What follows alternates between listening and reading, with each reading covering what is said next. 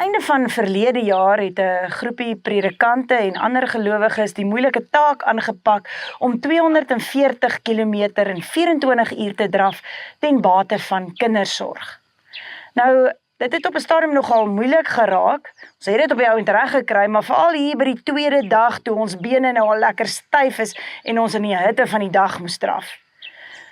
Maar wat my opgeval het van hierdie hele naweek was nie noodwendig die swaar kry nie, maar die saam swaar kry en hoe dit mense aan mekaar gebind het, asof daardie persoon jou beter verstaan en jy hulle. Mense het nader aan mekaar gekom. Nou dit geld ook op ander gebiede. Wanneer jy iemand aan die dood afgestaan het en jy praat met 'n ander daaroor wat deur iets soortgelyks is, dan is dit asof dit op 'n manier help. Jy weet nie hoe nie, maar dit werk. Wanneer jy saam met iemand chemo kry en julle begin gesels oor julle neeweffekte en wat vir jou gehelp het en wat vir die ander persoon gehelp het, dan bind dit mense aan mekaar. Hoe weet jy nie?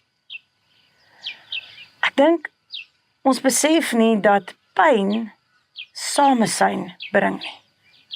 En ja, hiermee sê ek nie dat om saam 'n bult uit te draf en 'n dodelike siekte of die dood dieselfde ding is nie, maar tog is daar 'n paar vergelykbare beginsels. Wanneer iemand kies om saam met jou swaar te kry, al hoef hulle nie, dan beweeg julle nader aan mekaar. Ja, jou geliefde kan dalk nie vir jou die chemo doen nie, maar hulle kan kies om in die aande jou voete met room te smeer wanneer dit so verskriklik seer is. Om jou op te help wanneer jy te swak is om op te staan, om jou te versorg, al hoef hulle nie noodwendig nie. En ek dink wanneer iemand besluit om saam met jou daardie bult uit te draf, dan kom mense soveel nader aan mekaar. Ek dink ons beleef God baie keer as iemand wat daar ver daar buite is en inkyk op ons wêreld en selfs probeer om te kyk hoe ver hy ons kan druk om te sien hoeveel swaar kry ons kan dra. Ek is van mening dat ons daarmee God beperk, vereng. Want ons besef nie, God is eintlik saam met ons in hierdie wêreld. Hy kry saam met ons swaar wanneer sy geliefde kind so swaar kry voor sy oë.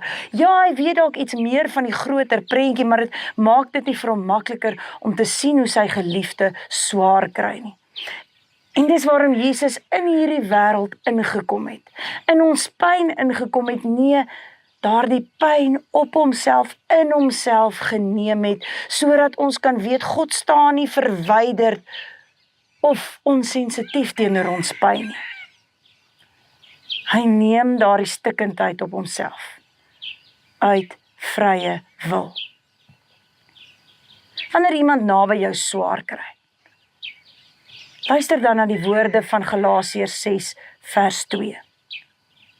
Dra mekaar se laste.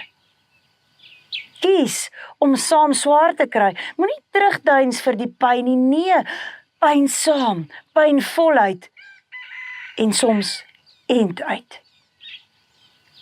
En jy wat in die eerste persoon daardie pyn beleef, moenie mense probeer weghou van jou swaar kry of dit probeer wegsteek om hulle te beskerm nie. Want pyn kan verwydering en eensaamheid bring. Of dit kan 'n intieme band skep. Pyn hoef nie eensaam te wees nie.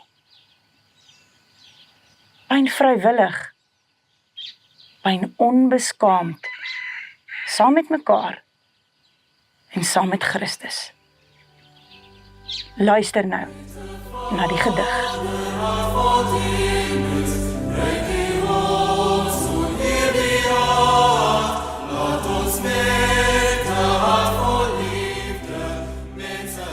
Samesyn verdwyn wanneer seer ons oorval.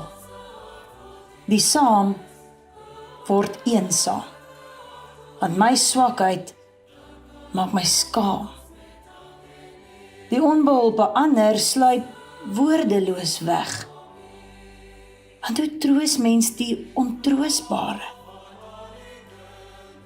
Van 'n afstand af staan ek en kyk. Jy vir my en ek vir jou.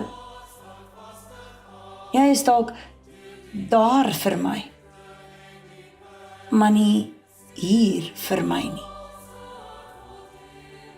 En tog is dit ook my eie skuld. Ek wil jou die swaar kry spaar.